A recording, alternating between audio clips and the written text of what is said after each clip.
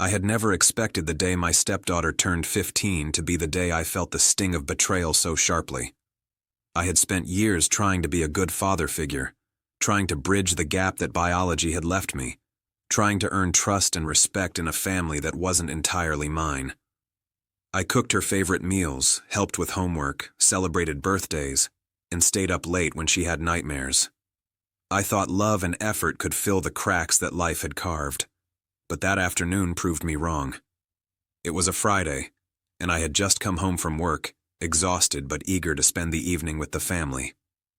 My stepdaughter was sprawled on the living room couch, phone in hand, scrolling with that look teenagers have when they're waiting to deliver judgment. I smiled, hoping to break the ice. "Hey, kiddo," I said, sitting down beside her. "Want to grab some ice cream?" She didn't look up. Instead, she smirked, her eyes cold and calculating. Why would I? Some people aren't even worth calling Dad. The words hit me like a fist. My chest tightened, and I felt a sudden surge of disbelief, shame, and anger. All the late nights, all the effort to be part of her life, all the times I had sacrificed my comfort to make her feel safe. It had counted for nothing. She didn't just dismiss me. She humiliated me.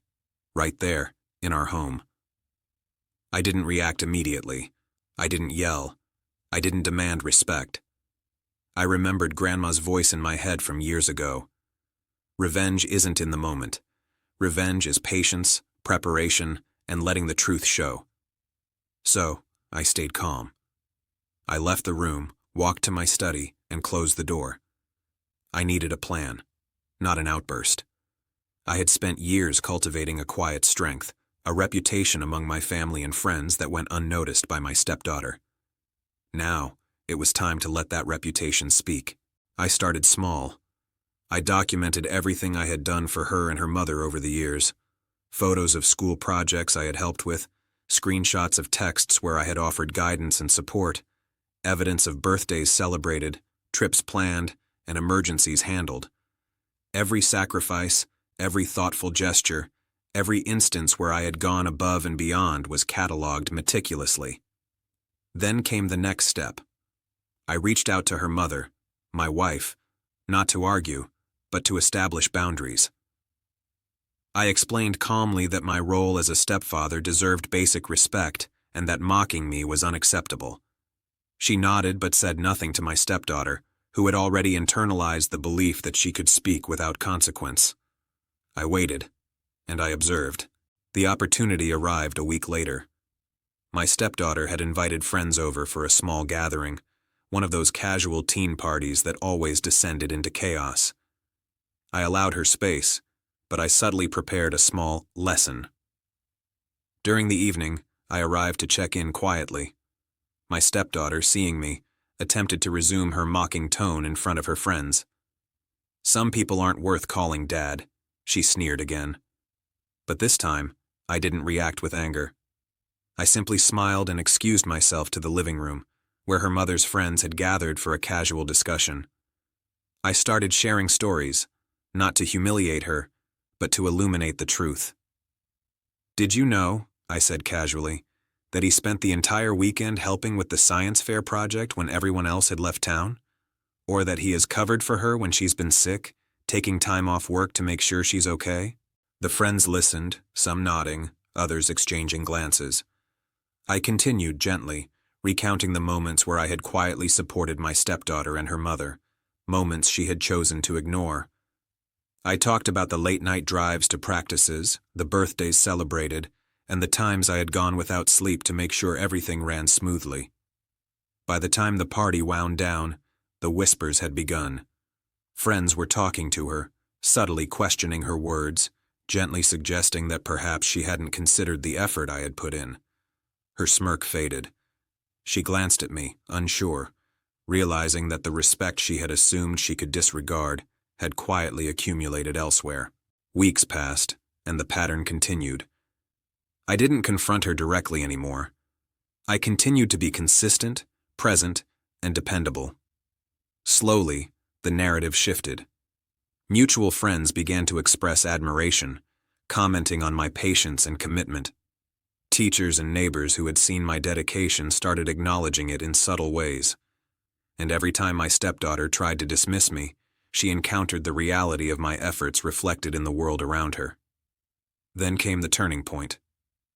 During a family gathering, my stepdaughter attempted her usual jest, addressing me in front of extended family. "Some people aren't worth calling Dad," she said, bracing for laughter. I leaned down slightly, smiling calmly. "I suppose some people don't understand what it means to earn respect," I said softly. Then I stood, gesturing toward the room. "But it seems everyone else does." The room was quiet, and the subtle glances from family members and her friends were all the confirmation I needed.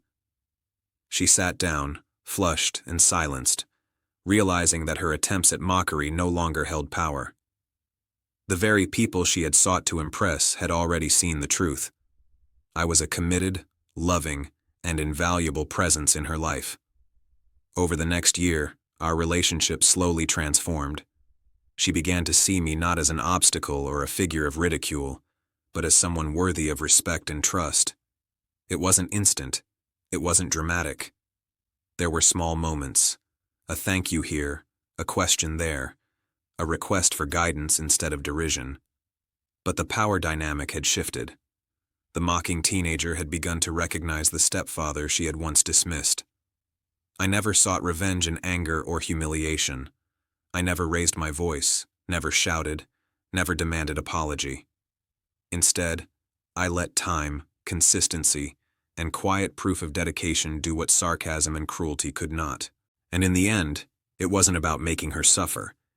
It was about proving that respect, trust, and love are earned, not assumed, and that the efforts of one committed person can quietly outshine the mockery of many. The phrase she once hurled at me, "Some people aren't worth calling Dad," lost all power. The reality of years of effort, patience, and quiet guidance had spoken louder than her words ever could. Sometimes the best revenge isn't about confrontation. It's about showing the truth through action. And by the time she finally understood that, the lesson had been learned, silently, permanently, and with dignity. I didn't just survive the mockery. I turned it into a testament to what it truly means to be a parent and a man of quiet strength.